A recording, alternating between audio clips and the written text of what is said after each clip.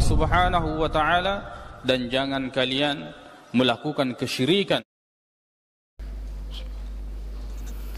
Assalamualaikum warahmatullahi wabarakatuh.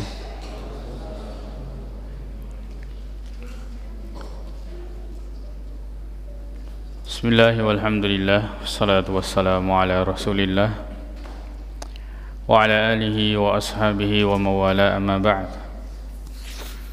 Alhamdulillah, kembali kita melanjutkan kisah tentang perang Badar, perang yang terjadi di bulan Ramadan dan merupakan perang terbesar pertama yang dilakukan oleh Nabi sallallahu alaihi wasallam.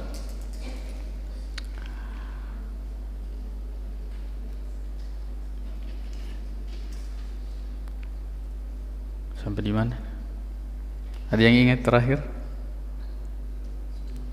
Hah? Ya. Jadi Nabi sallallahu alaihi wasallam pada saat itu mendengarkan saran atau masukan dari seorang sahabat yang bernama Al-Hubab ibnul Munzir untuk kemudian memajukan kemah dan mengambil atau berada di sumur yang paling jauh yang dekat nanti dengan pasukan kaum Quraisy. Ya, strateginya sangat jelas, karena kalau orang berperang itu akan banyak memakan tenaga dan pasti butuh minum. Ya, jadi nanti orang-orang kafir Quraisy ini mereka akan berjuang, ya, memerangi umat Islam. Di antara tujuannya itu untuk mendapatkan air minum itu. Ada nanti yang akan menjadi duel pertama. Itu memang tujuannya untuk minum di telaganya atau di kolam yang telah disiapkan oleh umat Islam. Ya. Kemudian strategi Nabi sallallahu alaihi wasallam, di antara strategi yang dipasang atau yang digunakan oleh Nabi sallallahu alaihi wasallam itu disebut dengan al-kitman. Dan ini ciri khas oleh Nabi sallallahu alaihi wasallam, yaitu tidak banyak membeberkan tentang format atau formasi atau taktik yang akan digunakan. Bahkan dalam riwayat Ka'ab ibnu Malik, beliau mengatakan bahwa Rasulullah sallallahu alaihi wasallam, ya, idza kan yuridu bi ghazwa warra bi ghairiha. Kalau Nabi sallallahu alaihi wasallam ingin melakukan peperangan, itu beliau sembunyi-sembunyi. Ya, dan ini seperti yang difirmankan oleh Allah Subhanahu wa taala, ya, wa idza ja'akum amrun minal khawfi awil amni adza'u bi. Ya, wa idza ja'ahum amrun, ya, kalau datang perkara tentang, ya, keamanan atau rasa takut, mereka terlalu cepat menyebarkannya. Walau radduhu ila rasuli walil amri minhum la'alimahu alladhina yastanbitunahu. Seandainya mereka, ya, memberitahukan kepada atau kembalikan kepada Rasulullah sallallahu alaihi wasallam dan pemerintahnya, mereka akan tahu yang sebenarnya. Ya. Dan ini bisa kita lihat bagaimana Nabi sallallahu alaihi wasallam itu menggunakan strategi ini. Pertama, ketika Nabi sallallahu alaihi wasallam berangkat, itu Nabi memerintahkan sebagaimana dalam riwayat Aisyah untuk menanggalkan semua ajras, lonceng-lonceng yang biasanya dikalungkan di unta. Ya, walaupun sebagian ulama menjelaskan bahwa di antara keyakinan orang Arab itu sebagai penangkal dari penyakit ain. Tapi kalau dari strategi itu juga menghilangkan jejak, karena bunyinya ini akan, ya, membuat musuh bisa membaca keberadaan kita. Maka itu dilakukan oleh Nabi sallallahu alaihi wasallam. Kemudian diantaranya lagi, ketika Nabi SAW ingin keluar, Nabi tidak memberitahukan kepada sahabat bahwa kita akan pergi ke Badar. Beliau hanya mengatakan innalana talba, kita punya tujuan di mana kemudian kita akan mendapatkan, mudah-mudahan Allah Subhanahu wa taala memberikan kita ghanimah, harta rampasan perang. Jadi Nabi tidak memberitahukan di mana. Kemudian di antaranya lagi Nabi sallallahu alaihi wasallam ya ketika bersama dengan Abu Bakar menemui seorang orang tua, beliau bertanya tentang pasukan kaum Quraisy dan pasukannya Muhammad serta sahabatnya.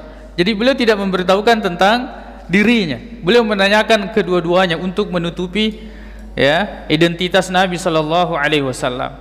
Kemudian beliau menggunakan at-tauriyah. Tauriyah ini perkataan yang multi tafsir, banyak pemahamannya. Ketika ditanya, kalian ini dari mana? Nabi sallallahu alaihi wasallam kemudian berkata, kami dari air. Sudah. Kemudian setelah itu Nabi juga bergegas pergi. Ya, menunjukkan bahwa Nabi sallallahu alaihi wasallam betul-betul menyembunyikan rahasianya. Sebab seandainya dia masih tinggal, orang tua itu pasti akan mencari tahu maksud kamu apa. Ya, maka Nabi sallallahu alaihi wasallam ya segera pergi. Itu adalah ya strategi di antara strategi yang digunakan oleh Nabi sallallahu alaihi wasallam. Kemudian ya setelah itu Nabi sallallahu alaihi wasallam menuju Badar. Ya. Dan di malam hari ini di antara pertolongan Allah Subhanahu wa taala, itu Allah Subhanahu wa taala memberikan rasa ngantuk, kemudian menurunkan hujan. Ya, kata Allah Subhanahu wa taala, idz yughashshikumun nu'asa amanatan minhu. Ketika Allah Subhanahu wa taala menurunkan atau memberikan rasa ngantuk ya, sebagai rasa kedamaian, ketentraman dari Allah Subhanahu wa taala. Wa yunazzilu 'alaikum minas sama'i ma'an liyutahhirakum bih. Dan Allah kemudian turunkan hujan untuk membersihkan kalian. Ya, kemudian menghilangkan rijzas syaitan, gangguan-gangguan syaitan. Kemudian menguatkan hati-hati kalian, wa yusabbita bihil aqdam. Kemudian Allah Subhanahu wa taala mengokohkan dengannya kaki-kaki. Maksudnya di antara ulama menjelaskan ya bahwa Allah Subhanahu wa taala memberikan pertolongan kepada umat Islam. Bayangkan besok perang dengan jumlah pasukan yang ya 3 kali lipat dengan pasukan musuh. Siapa yang bisa tidur kalau begitu? Siapa yang bisa tidur? Besok sudah jelas bahwa perang berlangsung dan betul-betul dari segi persenjataan tidak memadai, dari segi jumlah tidak cukup, kematian di depan mata. Apalagi memang niat awalnya itu bukan untuk berperang ya, makanya ya, Allah Subhanahu wa taala menggambarkan bahwa inna fariqam minal mu'minina lakarihun. Setelah ternyata realita yang dilihat bahwa kita akan berperang, umat Islam itu, orang-orang yang beriman pada saat itu, ada yang mengatakan itu tujuan kita kan bukan untuk berperang, kenapa kemudian akhirnya berperang ya? Ini menunjukkan bahwa Rasulullah sallallahu alaihi wasallam itu tidak mengetahui perkara gaib, tidak tahu perkara gaib ya. Seandainya Nabi sallallahu alaihi wasallam tahu, maka Rasulullah akan mempersiapkan. Tapi Nabi sallallahu alaihi wasallam adalah manusia ya, biasa yang diberikan wahyu tapi tidak mengetahui ya perkara gaib. Jadi sama sekali ya, pada saat itu betul-betul Allah Subhanahu wa taala memberikan pertolongan berupa rasa ngantuk. Ini rasa ngantuk ini ya memiliki 2 faedah. Yang pertama adalah faedah di mana itu adalah merupakan sumber kekuatan. Ya, kalau misalnya tidur di malam hari ya, itu ya akan merasakan ketenangan. Makanya diungkapkan mengatakan al-amnu munim, al-khaufu mushir. Bahwa rasa aman itu membuat orang bisa tidur, rasa takut itu membuat orang begadang, tidak bisa tidur. Dan subhanallah, umat Islam pada saat itu, kata Ali bin Abi Thalib, semuanya tidur kecuali Rasulullah sallallahu alaihi wasallam. Semuanya tertidur kecuali Rasulullah sallallahu alaihi wasallam. Ya, padahal yang terbayang ya begitu peperangan yang dahsyat yang akan terjadi di besok harinya. Berbeda yang dialami oleh orang kafir Quraisy. Hujan di sana hujan yang sangat deras. Tidak bisa tidur, ya. Bagaimana bisa tidur? Hujan yang deras. Ya. Kemudian Allah Subhanahu wa taala ya membersihkan umat Islam, orang-orang yang beriman pada saat itu karena perjalanan yang jauh rasa letih sehingga sebagian mereka mungkin junub. Ya, bahkan datang was-wasnya syaitan ini sekaligus bahwa membisikkan bahwa kalian ini adalah orang-orang yang berperan di jalan Allah, ya. Bisa saja nanti orang-orang kafir Quraisy ini lebih duluan kemudian mereka menguasai air, sedangkan kalian ini salat saja dalam keadaan junub. Was-wasnya syaitan masuk. Maka Allah Subhanahu wa taala menurunkan hujan sehingga mereka bisa membersihkan diri mereka. Wa yusabbita bihil aqdam.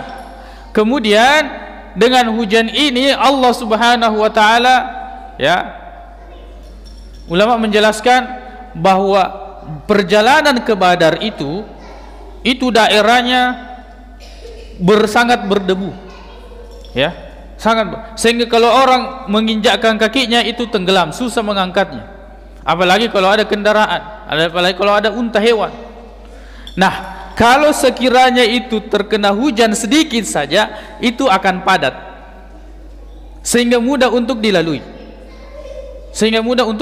Dan ini adalah diantara pertolongan Allah Subhanahu wa taala, berbeda dengan yang terjadi sama orang-orang Quraisy. Sehingga pada esok harinya atau sehingga pada akhirnya Rasulullah dan para sahabat itu mudah sampai ke Badar. Dan ini adalah masuk strategi yang kedua, bahwa cepat datang ke medan itu lebih bisa dan lebih menguasai strategi yang akan disiapkan. Maka Nabi SAW itu Nabi yang sangat cerdas. Beliau bahkan menggunakan dan membaca alam. Ketika sampai di lokasi, Nabi SAW melihat posisi matahari, karena nanti berperang itu kira-kira di waktu duha. Maka Nabi SAW itu membelakangi matahari, ya, jadi menghadap ke barat, membelakangi matahari. Nanti baku serang, maka orang-orang Quraisy itu akan silau pandangannya, penglihatannya, ya, dan ini adalah diantara kecerdasan Nabi SAW. Kemudian pada saat itu Nabi menggunakan strategi, ya, yang selanjutnya beliau kemudian membuat barisan saf seperti saf salat, ya. Barisan yang pertama itu adalah pasukan Ar-Rimah yang memegang tombak, ya. Ini untuk muhajim yang pasukan berkuda, melawan pasukan berkuda. Barisan yang kedua barisan pasukan pemanah, ya. Barisan yang kedua pasukan pemanah. Kemudian Nabi SAW memberikan aba-aba, ya. Yang pertama beliau mengatakan bahwa idza dana minkum, apabila sudah dekat, maka fandahu, ya, maka hujani mereka binablikum, dengan anak panah kalian. Tapi nanti dekat, kalau tidak akan boros saja.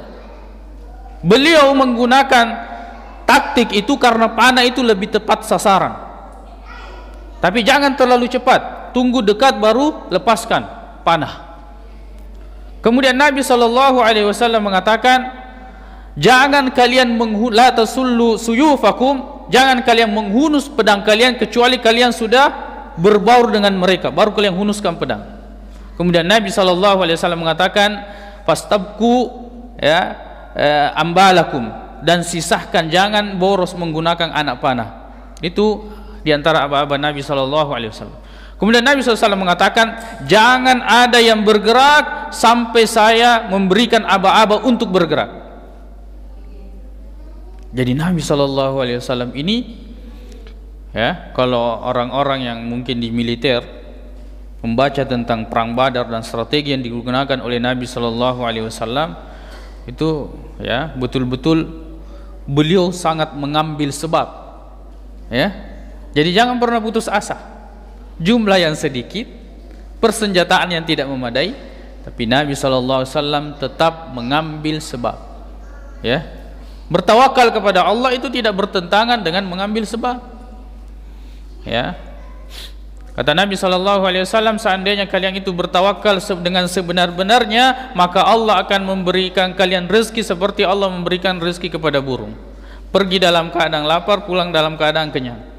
Tapi kan burung itu pergi berusaha, pergi mencari makan, bukan tinggal diam. Jadi ini strategi yang dilakukan oleh Nabi SAW. Ini menunjukkan bahwa kita harus memaksimalkan sebab, kita harus berusaha. Kemudian ketika Nabi SAW, ya, saya lupa, ketika Nabi SAW sampai di lokasi itu, maka salah seorang sahabat, ya Sa'd ibnu Mu'az, mengatakan, ya Rasulullah, kita buat arish, yaitu tempat, ya, tempatnya pemimpin, dan itu biasanya dibuat di tempat yang lebih tinggi. Di tempat itu, disitulah kemudian Nabi SAW berada, yang dijaga ketat, di mana Nabi SAW di situ akan mengatur strategi selanjutnya dan memperkirakan, memberikan opsi strategi selanjutnya dengan membaca alur peperangan yang ada. Makanya tempatnya di atas lebih tinggi sehingga bisa melihat peperangan yang terjadi, dan itu dijaga ketat. Nah, ini bagaimana kecerdasan para sahabat. Itu diantara idenya Sa'd ibnu Mu'az. Makanya Rasulullah SAW sangat mengapresiasi ide tersebut, dan Nabi SAW da'alahu bil khair, mendoakan kepada Sa'd ibnu Mu'az itu kebaikan. Ketika Nabi SAW menyiapkan ini barisan, salah seorang sahabat namanya Sawad ibnu Ghaziyah, ya, atau ibnu Ghaziyah. Beliau ketika berbaris itu ternyata mungkin agak maju perutnya, tidak lurus, sehingga oleh Nabi SAW, ya, menggunakan kayu panah itu, tapi sudah tidak ada bulunya, itu ditusuk perutnya, lurus, ya, istaqim ya Sawad, lurus wahai Sawad. Kemudian dia mengatakan, ya Rasulullah, auja'tani, kamu menyakiti saya Rasulullah. Walladzi ba'atsaka bil haqqi, demi Rabbmu yang telah mengutusmu dengan benar dan dengan penuh keadilan, saya mau minta kisas. Apa itu kisas? Kalau kamu tusuk perut saya sampai sakit, saya juga tusuk perutmu sampai sakit. Ini sudah kita mau berperang, ada lagi masalah. Ada lagi orang bikin masalah ini. Ya, kata Rasulullah SAW, tegakkan kisas. Maka Nabi SAW mengangkat, kemudian memperlihatkan perutnya, kemudian mengatakan, tusuk seperti apa yang engkau rasakan. Ini juga menunjukkan bahwa perut itu bukan aurat, ya, dan menunjukkan bahwa pakaian sahabat itu, ya, tidak sempurna. Ada yang mungkin kelihatan perutnya, ada yang miskin sahabat sampai ditusuk langsung kena perutnya, ya. Tapi kemudian beliau ketika dipersilahkan seperti itu, beliau kemudian langsung memeluk Nabi SAW. Ternyata modus, ya, ternyata modus. Kemudian Rasulullah SAW mengatakan, ma hamalaka ala hadha ya Sawad, apa yang membuat kamu melakukan ini wahai Sawad? Beliau mengatakan, ya Rasulullah, qad hadar ma tara, sungguh telah datang apa yang engkau telah lihat, kita sebentar lagi akan berperang, dan saya menginginkan awaddu ayyakunal ahdu ayakuna akhirul ahdi bik, saya ingin bahwa kenangan yang paling terakhir bersamamu adalah ayyamussa jildi jildak, bahwa kulitku itu bersentuhan dengan kulitmu ya Rasulullah. Itu yang membuat beliau melakukan itu, ingin menyentuh kulit Nabi SAW, dan menyentuh Rasulullah adalah keberkahan. Menyentuh, bersentuhan dengan kulit Rasulullah Sallallahu Alaihi Wasallam adalah keberkahan. Dari kisah ini kita belajar bahwa pasukan itu harus disiplin, harus diatur sedemikian rupa. Ya, di sini juga menunjukkan bahwa betul-betul pasukannya Rasul di depan mata mereka itu adalah kematian, mati syahid, dan itu adalah kematian yang sangat dirindukan oleh mereka. Sehingga nanti aba-aba Rasulullah Sallallahu Alaihi Wasallam itu adalah aba-aba kepada kematian. Kumu ila jannatin arduha samawati wal ard, majulah, ya, seranglah, pergilah, menujulah kepada surga yang luasnya seperti langit dan bumi. Itu diantara aba-aba Nabi SAW. Tapi berbeda kita, peperangan pergi cari pakai kebal, tidak mau mati syahid, ya, mau berperang tidak mau mati syahid, akhirnya ambil pergi cari baca-baca supaya tidak dimakan oleh senjata. Sahabat Nabi SAW tidak ada yang seperti itu. Sahabat Nabi SAW tidak ada yang seperti itu. Bahkan Nabi SAW itu memakai pakaian, kalau berperang memakai pakaian pakaian pelindung, ya. Kemudian setelah itu, ya, setelah selesai ini, maka Nabi SAW kembali ke tempatnya. Nah, di antara tradisi kebiasaan orang Arab kalau mau berperang itu ada duel dulu, ya, mukaddimahnya. Ada 2 sesi.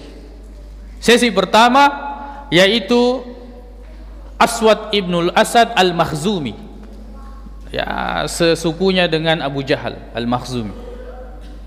Beliau dikenal sebagai orang yang sangat bengis, jahat, ya. Beliau sebelum, ya, maju, ya, sepertinya beliau inisiatif sendiri maju, ya. Kemudian dia mengatakan, uhahidullah, ya, uhahidullah, saya berjanji kepada Allah. Mereka juga percaya kepada Allah. Jadi orang-orang Quraisy ini percaya kepada Allah, hanya saja mereka musyrik. Seperti perkataannya Abu Jahal, dia mengatakan, Allahumma, ya Allah, huwa aqta'una lirrahim, bahwa Muhammad itu adalah orang yang memutuskan silaturahim. Ya, dia mendatangkan sesuatu bimala na'rif, yang kami tidak ketahui. Binasakan besok ya Rasul, ya Allah. Jadi Abu Jahal berdoa seperti itu. Kanal mustafti, dia yang memulai. Ya. Jadi mereka, ya, berkata seperti itu. Dia mengatakan, sesungguhnya saya berjanji kepada Allah.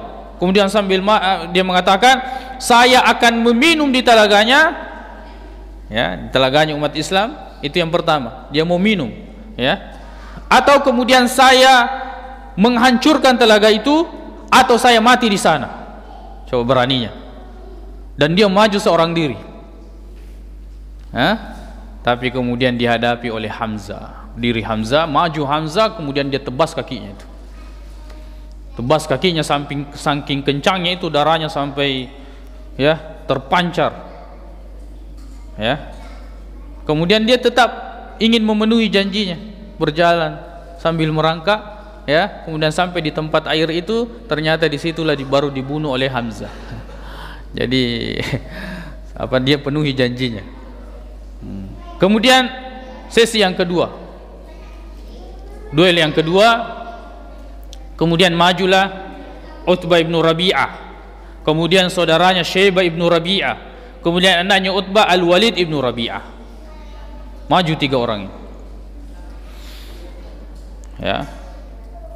Kemudian dari umat Islam majulah orang-orang Ansar, ya, orang-orang yang muda, umurnya masih belasan. 2 orang bersaudara, yang pertama adalah Auf, ya, bin Ibnul Haris, kemudian Muawwidh ibnul Haris, yang satunya Abdullah ibnu Rawaha.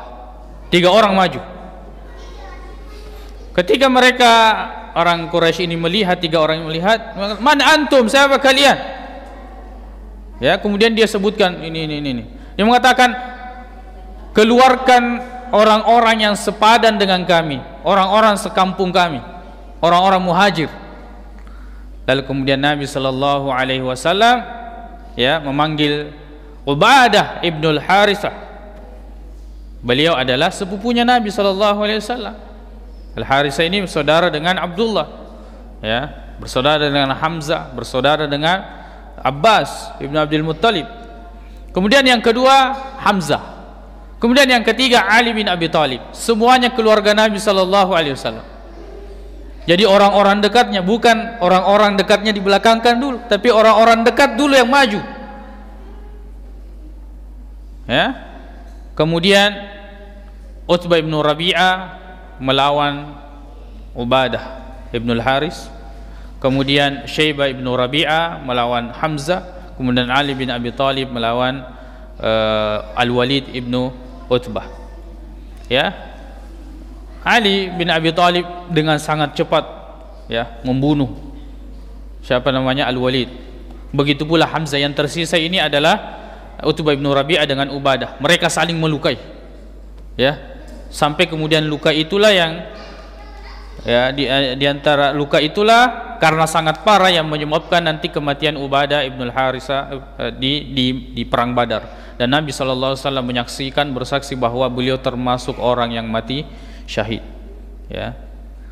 Jadi kemudian mereka saling melukai. Kemudian setelah selesai Ali bin Abi Thalib dengan Hamzah ini, mereka langsung menuju menyerang dan membunuh ya siapa? Utbah ibnu Rabi'ah. Ibnu Rabi'ah adalah orang yang kuat. Beliau kan mengatakan ya ketika dikompori oleh Abu Jahal, wahai Abu Jahal, ya kamu apa namanya menganggap saya bahwa saya ini adalah seorang penakut. Ya, kamu itu yang penakut. Kamu tidak tahu perang. Kita lihat nanti siapa yang paling pemberani nanti di medan perang. Ternyata memang dia yang maju duluan, walaupun memang dia yang mati duluan. Padahal Utbah ibnu Rabi'ah ini itu asalnya orang baik. Bahkan beliau pernah mengatakan bahwa Rasulullah SAW itu bukan penyihir, dia itu benar. Ya, bahkan ketika Nabi mempersiapkan pasukan, beliau melihat orang yang di atas unta putih itu memberikan arahan. Bahkan Nabi mengatakan seandainya ada orang baik di sana, itu orangnya. Ya, sehingga Hamzah disuruh untuk datang ke sana dan mencari tahu. Ternyata Utbah bin Rabi'ah sedang memberikan aba-aba untuk mereka mundur. Ya, orang Quraisy ini mundur. Asalnya orang baik, cuma dia terprovokasi oleh Abu Jahal. Ya. Di antara juga Abu Jahal mengatakan bahwa Utbah itu tidak mau ikut perang karena ternyata memang ada anaknya yang masuk Islam. Namanya Abu Hudzaifah ibnu Utbah ibnu Rabi'ah. Itu sudah ada di barisan umat Islam itu. Ya. Dan ungkapannya ya apa namanya mata-mata ya apa namanya ini orang yang disuruh untuk membaca atau menghitung jumlah umat Islam, dia mengatakan bahwa umat Islam itu hanya seperti orang yang mau memakan satu unta, berarti jumlahnya hanya sekitar 100 orang. Sedikit ya, jumlahnya sedikit. Yang itulah diantara kekuasaan Allah Subhanahu wa Ta'ala, mereka satu sama lain melihat sedikit sehingga peperangan itu terjadi. Insyaallah ya, kita akan lanjutkan pada pertemuan selanjutnya, di mana di mana keseruan perang ya Badar ini, di mana saling mencari mereka. Seperti Bilal ibnu Rabah itu mencari Umayyah ibnu Khalaf, mantan tuannya dulu yang menyiksanya, itu memang diincar di mana dia ya. Kemudian ya aksi-aksi para sahabat, kemudian juga malaikat ya. Kemudian di antara mereka ada yang mengaku bahwa saya yang begini, ternyata bukan dia. Dia akan menyaksikan orang-orang yang baru mereka lihat, dan setelah peperangan ternyata orang itu tidak ada. Ternyata itu adalah malaikat.